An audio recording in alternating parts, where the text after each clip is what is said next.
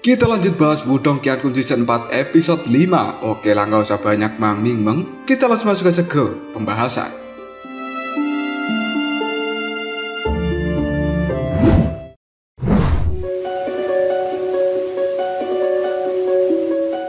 Dalam episode 4 kemarin, Lido bertarung melawan Chao Zhen. Berbagai jurus telah dikeluarkan, namun masih bisa diatasi oleh orang tersebut. Dan Muqian tidak menyangka bahwa Lindong mampu melawan seseorang yang level kekuatannya berada di atas level Lindong. Meskipun begitu, ayah Muqian merasa bahwa Lindong tidak akan mampu bertahan lama di dalam pertarungan ini. Hingga pada akhirnya, Lindong menunjukkan jurus terkuatnya, yaitu jari pemenjara surgawi, yang kali ini bermutasi dengan adanya tubuh avatar seorang dewa kuno. Karena kemahiran Lindong dalam mengendalikan jurus tersebut, hal ini langsung membuat Chao Zhen kalah telak. Sebelum pergi dari tempat ini, Lindong pun menculik Teng Lei karena ada yang ingin dia tanyakan pada putra Tengsa itu.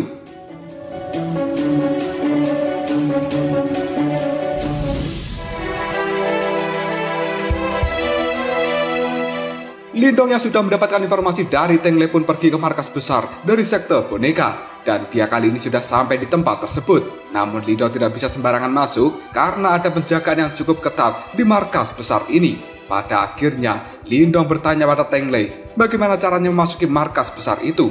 Putra mahkota dari sekte boneka mengatakan jika sebenarnya ada jalan khusus untuk bisa memasuki markas besar ini. Lindong segera mengecek tempat yang ditunjukkan oleh Teng Lei, namun tempat tersebut penuh dengan energi pembunuh yang cukup mengerikan. Sementara Xiaodo merasa bahwa Teng Lei sebenarnya memang sengaja menunjukkan Lindong ke jalan yang salah supaya dia meninggoy. Soal energi pembunuh yang ada di tempat ini, Lindong tidak perlu khawatir karena di bawah perlindungan dari energi milik Xiaodo pasti akan bisa dengan mudah menerobos energi pembunuh tersebut. Sementara di dalam markas besar sendiri, Tengsa sudah keluar dari dalam ruangannya, yang kemudian banyak para ahli dari sekte boneka sudah berkumpul di markas besar ini. Karena hari ini, mereka semua akan menyatukan kekuatan demi bisa membuka kotak harta dari sekte kuno. Lindong yang sudah berhasil masuk pun berdiri di atas tembok yang cukup tinggi, sambil mengawasi apa yang akan dilakukan orang-orang dari sekte boneka itu. Dan dirinya terus memperhatikan Tengsa, karena merasa orang itu saat ini yang membawa batu simbolnya. Namun Xiaodo menyarankan supaya Lindong tidak bertindak gegabah dan lebih baik melihat situasinya terlebih dahulu. Jika terjun saat ini, sama saja dengan bunuh diri, dan tunggu sampai batu simbolnya keluar, barulah melakukan pergerakan untuk merebutnya.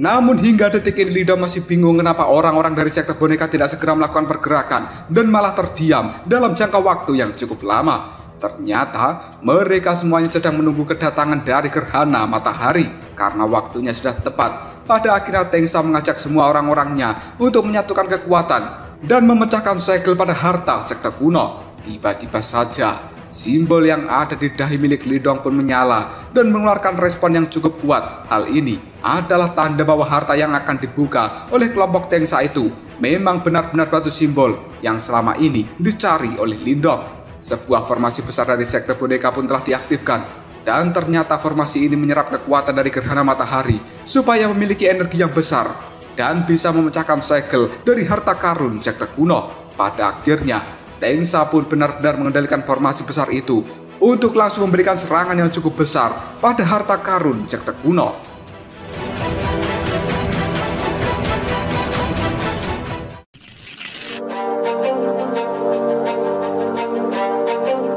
Di tempat lain yang cukup jauh, Ling Qingsu dengan seorang tetua dari sektenya sedang melakukan perjalanan. Dirinya pun kali ini bisa merasakan sebuah fluktuasi energi Yuan yang cukup kuat.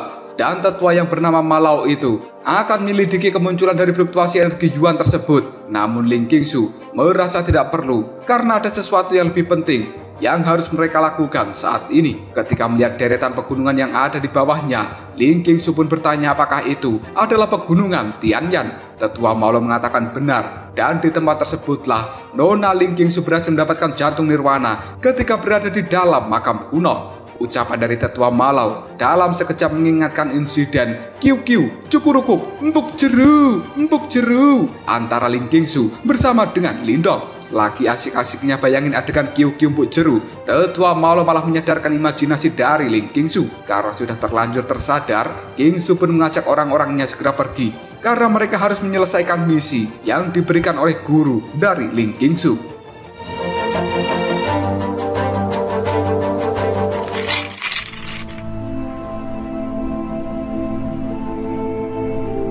Kita kembali ke markas dari sekte boneka. Di sana kekuatan yang cukup dahsyat menghantam kotak harta karun yang pada akhirnya berhasil memecahkan hal itu. Dalam sekejap, barang yang ada di dalamnya pun kali ini terlihat, dan itu adalah batu simbol pelahap. Tengsa merasa sangat senang karena pada akhirnya dia berhasil membuka kotak harta karun sekte kuno. Dengan harta ini, dirinya sangat yakin bisa menguasai seluruh dinasti Yan. Namun saat Tengsa ingin mengambil batu pelahap tersebut, muncullah sisa kesadaran dari Pak Tua Heimo, sang pemilik dari batu simbol pelahap sebelumnya. Dan ini membuat Lindong cukup kaget. Namun Xiaodo tidak heran, karena barang sekelas batu simbol pasti tidak sederhana, dan itu tidak akan dengan mudah didapatkan begitu saja. Tengsa masih berniat untuk mendapatkan batu simbol. Namun Tetua Heimo mengatakan bahwa orang yang belum mendapatkan persetujuan darinya tidak akan pernah bisa mendapatkan benda ini. Ucapan itu membuat Tengsa mengerahkan seluruh orang-orangnya untuk menghancurkan sisa jiwa dari Tetua Heimo.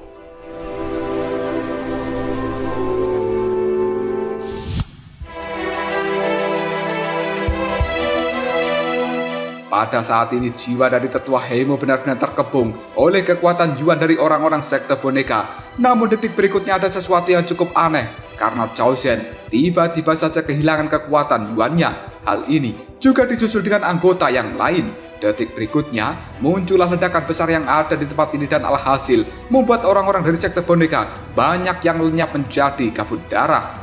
Seluruh energi di dalam tubuh mereka pun tersedot masuk ke dalam pusaran besar yang ada di tempat ini yang tercipta oleh kekuatan dari batu simbol yang melahap. Para tetua dari sekte boneka pun juga merasa seolah-olah kekuatan di dalam tubuh mereka tersedot habis oleh pusaran tersebut. Hal ini membuat salah satu tetua memberikan saran supaya Tengsa mempertimbangkan diri sebelum mendapatkan harta itu.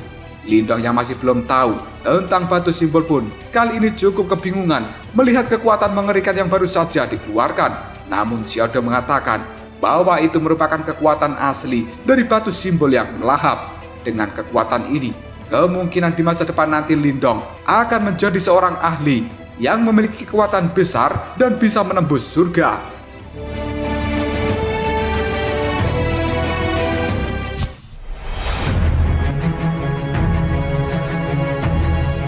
Tidak lama kemudian orang-orang dari sekte boneka banyak yang mati karena sebenarnya mereka mendapatkan serangan dari kelompok ayah Muqian Qian yang baru saja tiba di tempat ini. Tidak disangka selama ini mulai ayah dari Muqian Qian dari sekte iblis besar juga mengincar harta yang dibawa oleh Tengsa, dan Lindong merasa jika sekte iblis besar ikut campur dalam masalah ini kemungkinan semakin mempersulit Lindong untuk bisa mendapatkan batu simbol itu. Namun Tengsa masih tidak ingin mulai untuk ikut-ikutan merebut harta yang dengan susah payah mereka buka. Tidak lama kemudian datanglah Wuzong bersama dengan orang-orangnya. Dia langsung meminta agar Tengsa tidak menguasai harta itu sendirian dan lebih baik dibagi rata saja. Hal ini membuat Tengsa tidak menyangka bahwa sebenarnya Wuzong juga akan ikut campur. Dan semua orang yang hadir di tempat ini sebenarnya karena bisa merasakan fluktuasi hebat akibat formasi besar yang diciptakan oleh Tengsa sebelumnya. Maka dari itu, mereka semuanya datang ke tempat ini karena penasaran dengan benda apa yang telah didapatkan oleh seorang Tengsa. Merasa tidak terima dengan kedatangan tamu yang tidak diundang, Tengsa pun akan melakukan perlawanan.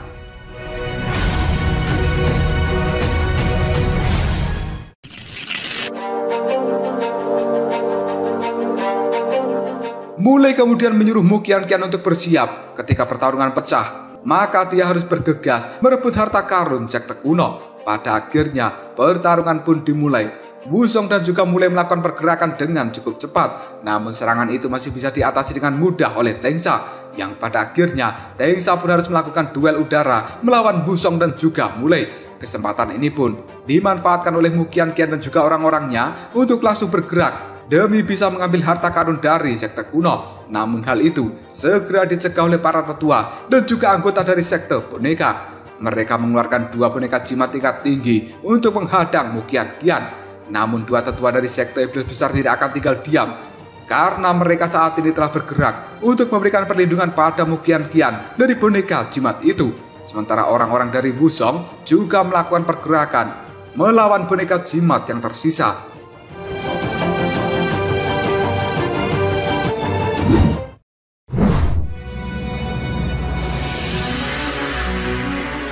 Lindong yang melihat kekacauan dari atas tembok pun tidak menyangka bahwa sekte boneka akan memiliki 2 boneka jimat tingkat tinggi. Xiaodo merasa untuk bisa merebut batu simbol saat ini semakin sulit saja.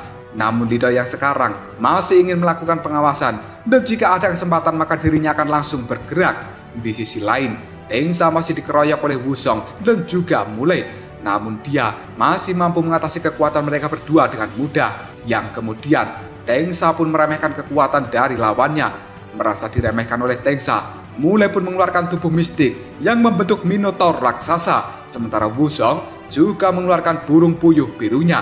Mereka berdua pun berkolaborasi memberikan serangan pada Tengsa, dan itu bisa dengan mudah dihancurkan oleh kekuatan Tengsa, karena sebenarnya level kekuatan Tengsa saat ini lebih tinggi daripada Mulei dan juga Wuzong. Karena tidak ingin ribut sesama sekte besar di tempat ini, Tengsa pun memberikan saran pada Mulei dan juga Wuzong untuk membantunya memecahkan segel terakhir dari harta karun itu. Jika benar-benar mampu membuka segel itu, maka Tengsa akan membagi rata harta karun yang mereka dapatkan. Hal itu pun langsung disetujui oleh Mulei dan juga Wuzong. Pada akhirnya, kekuatan dari 3 sekte besar yang menguasai wilayah gurun besar ini telah bergabung untuk bersama-sama memecahkan segel terakhir dari harta karun sekte kuno. Namun hasilnya gagal dan malah menimbulkan ledakan yang besar. Tengsa pun cukup marah karena usahanya sia-sia.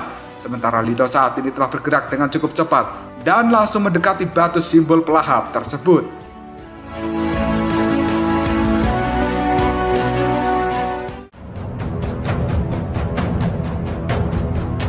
Lalu apakah yang akan terjadi selanjutnya? Apakah Lido akan benar-benar mampu mendapatkan batu simbol yang melahap?